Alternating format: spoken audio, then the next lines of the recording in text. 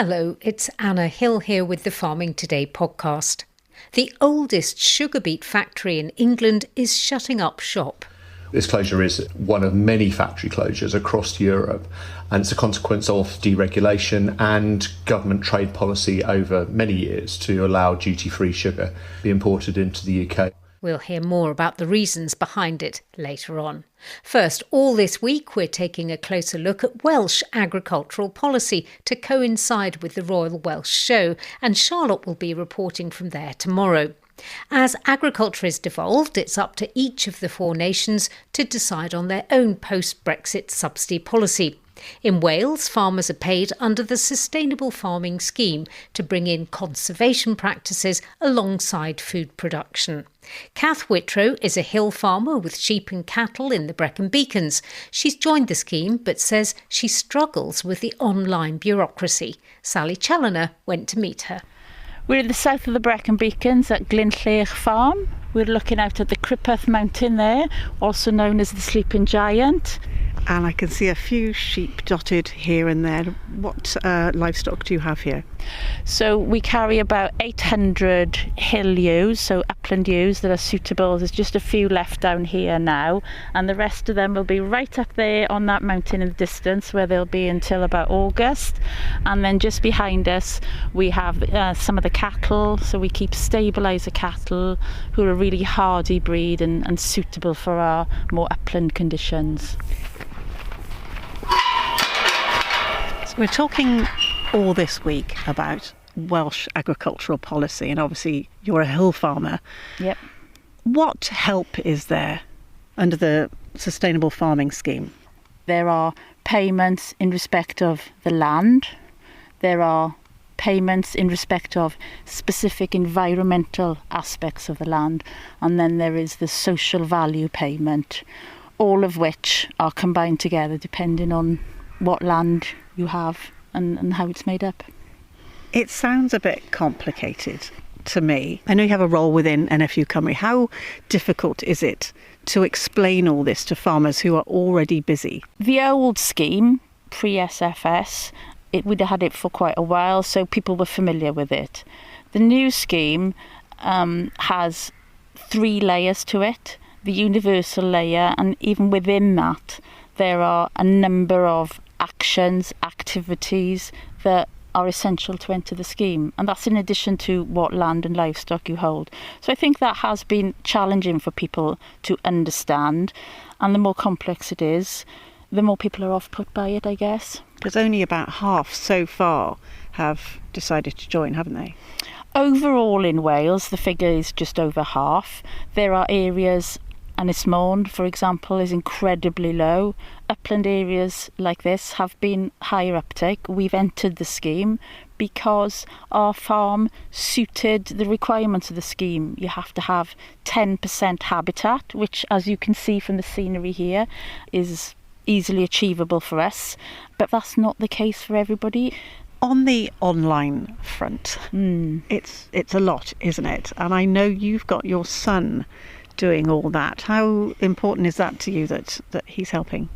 He's got the aptitude and I've got the attitude to delegate to him. It must be off-putting though. If it was just me on my own, I'm approaching my 60th year, it must be pretty daunting.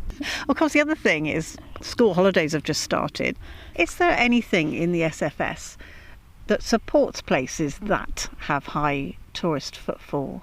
If we just look across to the right there, that is what's called CROW, so open access. So anybody can come and walk on that, and that would be partially reflected in the social value payment of £107 per hectare. But that does mean we have to be careful how we stock it. We can't put cows with young calves out there in case they get agitated, but not specifically for tourism, no. Farmer Kath Whitrow there in the Brecon Beacons.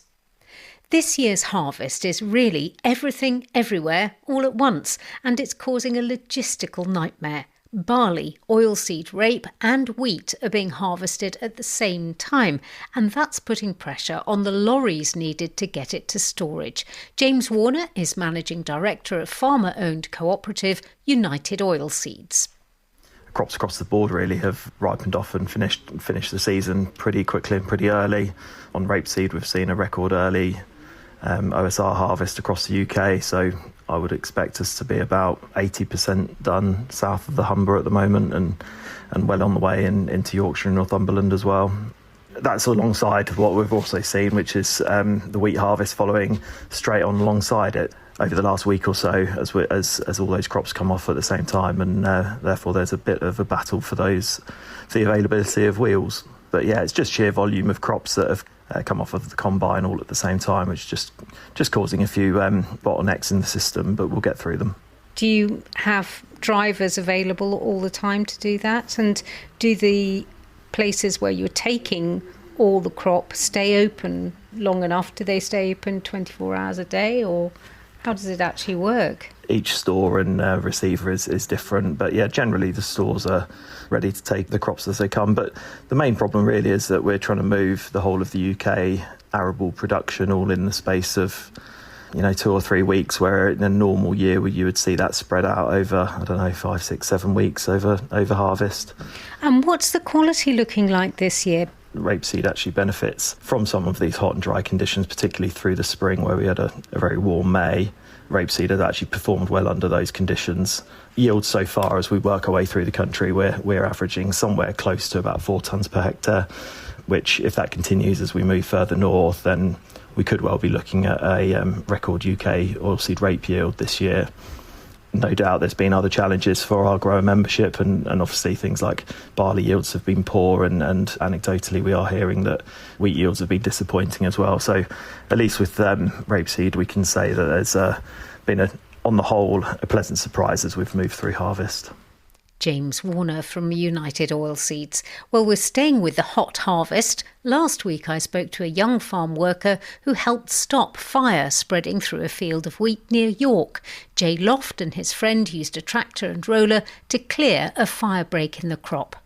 We could feel the heat coming through the cab quite heavy. It was a fair blaze. Obviously the main priority was keeping it away from the houses, obviously, because the fire wouldn't make it over the road as such, but obviously if it was making its way towards fences and sheds and things, obviously all the elderly residents and people were getting quite worried and didn't know what really was going on. It was surprising how fast when we got there. It was roaring and blazing. It was, I was in quite a bit of shock thinking, what should we do here, because it was moving that fast. And there was that vast of fields, it had taken 2 to 3 fields out already, coming up, all 3 of them at once. BBC North Yorkshire reporter Seb Cheer has been talking to the farmer Russell Wagstaff, whose crop was ablaze, and also to another farming family affected by a big fire on their land. So we were harvesting at home and we saw a big cloud of smoke go up, and I said to my wife, who's on the tractor, I said, there's a big fire down the bottom side of York. And within sort of 5 or 10 minutes, my wife was on the phone saying, it's our field on fire. So at the time we were in touch with Jay. Jay got Callum, local farmer, to come down. There's another local farmer who came and helped put some fire breaks in. And yeah, shot down, tried to get around York Ring Road, which was a bit of a trek to get down, but we got round there and got people into the field, got the fire brigade into the field. And yeah, good to the local farmers that helped us and came along and got some fire breaks. Talk to me about kind of the impact. Financially, it'll be a big impact. A lot of the feed down there was for our winter feed for our cattle and the straw. Emotionally, it does affect the family. It puts a lot of stress on you. Farming is a stressful job anyway, but we'll get through it. Less than 30 miles away in Malton in North Yorkshire, Phil and Abby Monkman know all too well the impact of a farm fire. A spark from a combine harvester on a hot day, leading to this. I think it shocked everyone, the speed that it moved. I would say a running pace, at least. Big flames sort of right up to the hedge, a lot of black smoke everywhere. You see fires on telly, you see fires places, but you don't actually expect that it's going to happen to you. And then the reality that actually it's so close to your house that you could lose your house and get your valuables out. Yeah, it was pretty terrifying.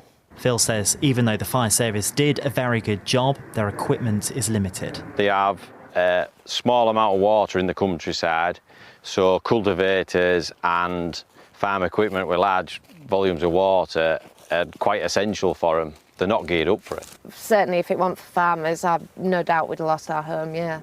They're still counting the cost of the damage, but Phil and Abby say they're lucky because a lot of the crops had already been harvested but they are nervous. It's so common that you just think it takes one tiny bit of spark and then that's it, everything's up. And if you can't get it stopped, that's game over, really. That report from Seb Cheer.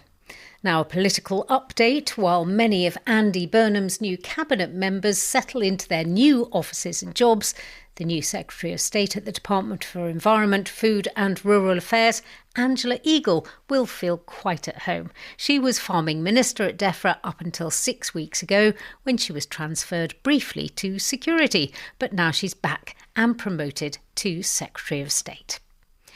British Sugar's factory at Cantley in the Norfolk Broads is to close in February next year. Hundreds of farmers will now have to transport their crop much further afield for processing. The Cantley factory has been operating for more than a century and currently processes about 120,000 tonnes of sugar every year from beet grown by local farmers. It employs just over 100 staff.